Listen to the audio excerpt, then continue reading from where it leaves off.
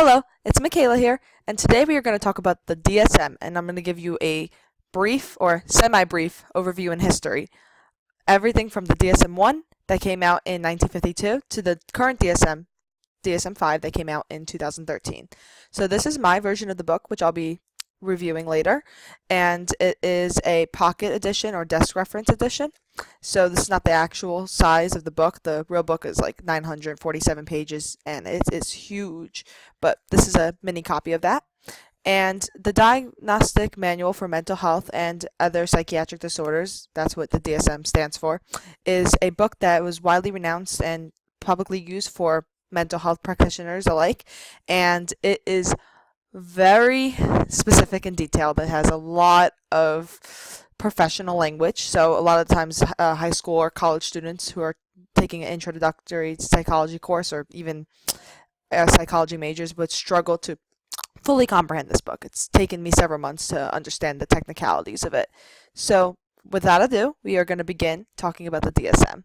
So the DSM-1 that came out in 1952 is a manual similar to the ICD, which is the medical version of this mental health book, or mental health Bible as what they call it.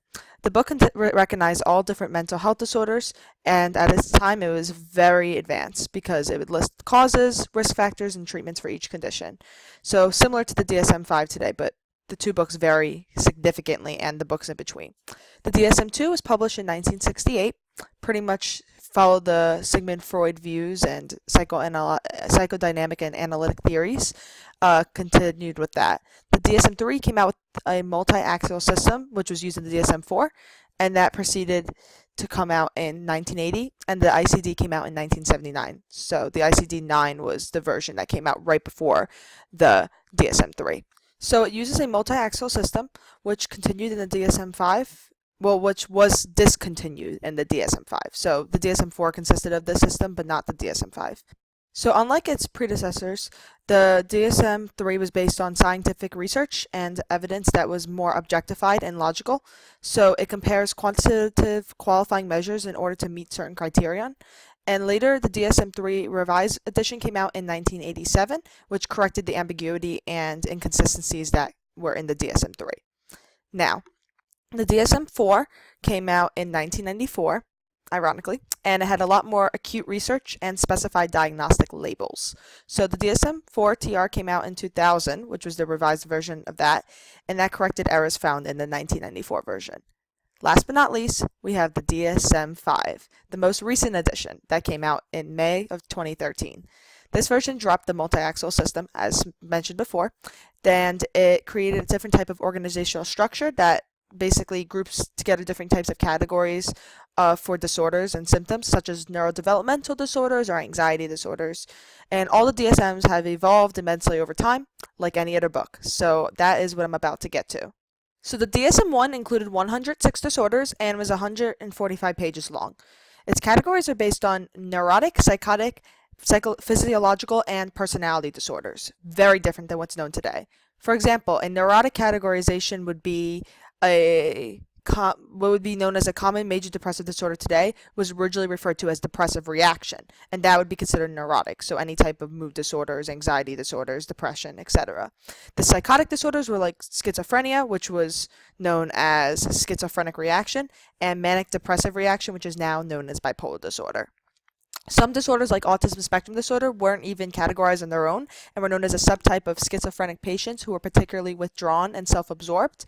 And we now know that this is not all 100% accurate, as so the DSM-5 is not even 100% accurate. But in the 50s, I would say that this deserved kudos for its advanced technicality of its times.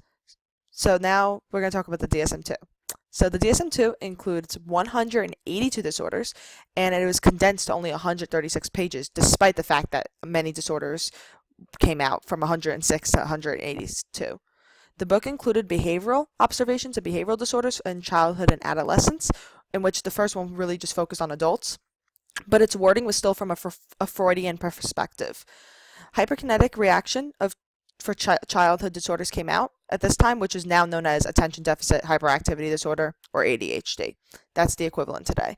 Now, sexual dysfunctions became known as well, as homosexuality was considered a disorder at the time, and its deviation was very off-putting by the audience, so the edition dropped this disorder.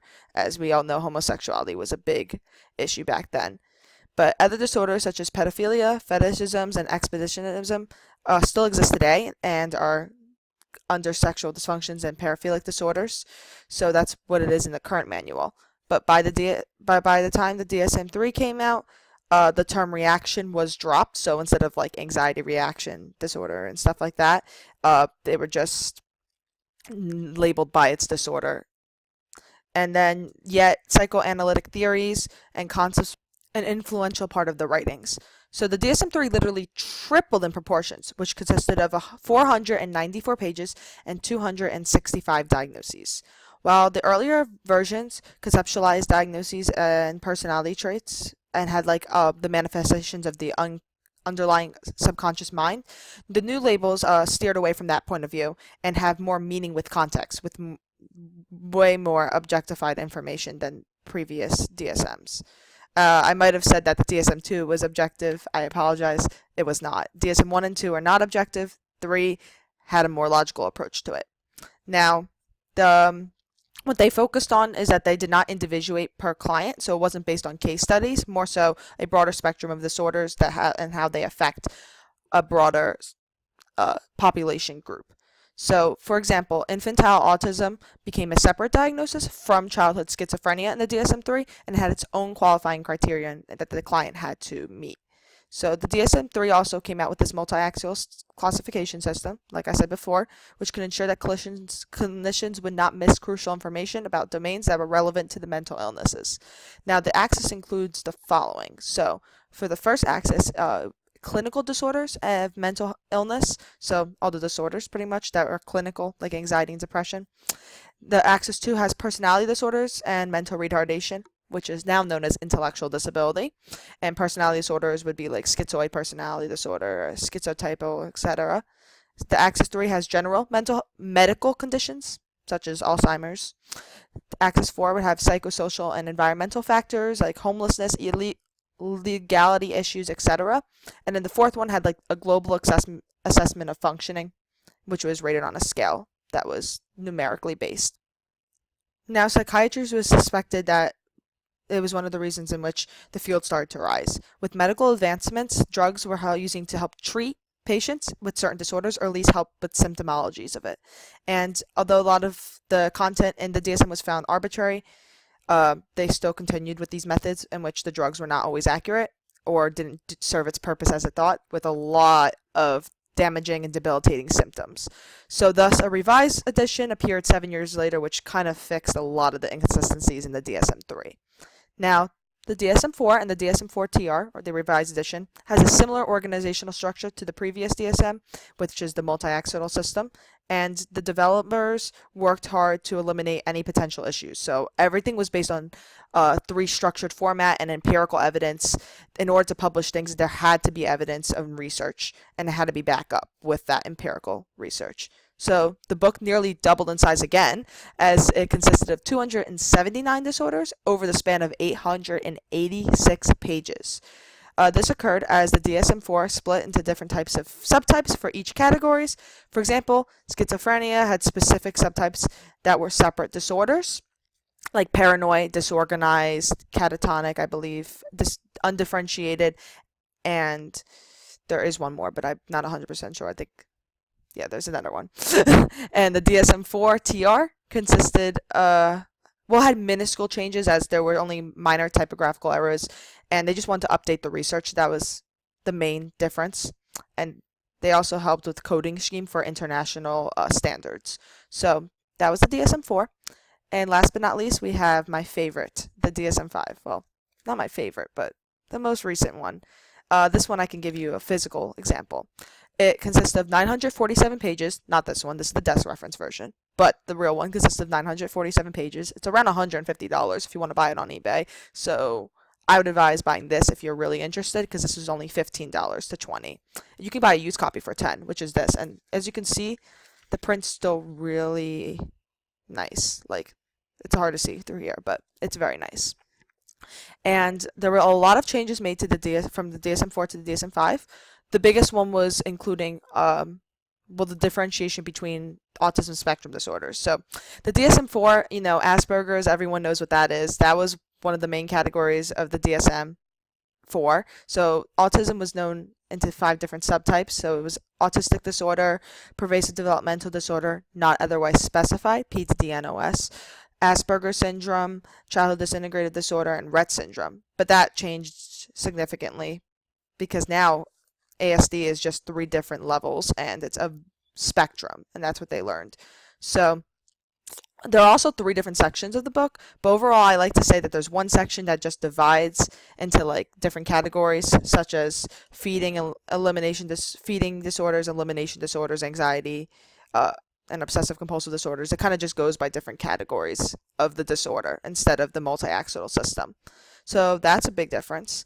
And the clusters make up the different types of disorders, like I was saying. So sometimes you would find like obsessive compulsive disorder, and then you would find the excoriation, which is the skin picking disorder, under that category, and trichotillomania, which I'm going to probably say wrong, and that's the hair pulling disorder, and that's also under that category, which are new diagnoses to this book, and may or may not continue to be a diagnosis in the DSM-6, or the revised version of this, if they come out with that. So there's also now a binge eating disorder under the feeding and eating disorder categories. So instead of anorexia nervosa and bulimia nervosa, down there's those 2, and the binge eating disorder. There's the elimination of subtypes for schizophrenia, as I mentioned in the DSM-4. Those were the subtypes. They don't have that anymore. So the deletion of bereavement and depressive disorders was a big addition to this, and the changing of gender identity disorder to gender dysphoria. Also, multiple personality disorder was now known as dissociative identity disorder, and then mental retardation is now intellectual disability. So as you can see, they just changed the naming of it a lot of times because of different research and the way it sounded, like mental retardation. I hate even saying that word. So that's what I overall feel about this book. I like how they named it, and I don't really like the multi-axonal system, as it was objective, and I liked how it was structured, yet I don't feel it covered the basis of what it was, as this one has everything included, including treatment, some treatment, but mostly symptoms, causes, risk factors, genetic hereditability, etc. So that's it. I hope you learned a lot about the DSM. If you always want to read it, again, it's a little difficult to read, but you can pick up your own copy. Pretty fun, well, for me, but if anyone's looking to be a neuropsychologist, social psychologist, therapist, psychiatrist, this is important. This is your Bible.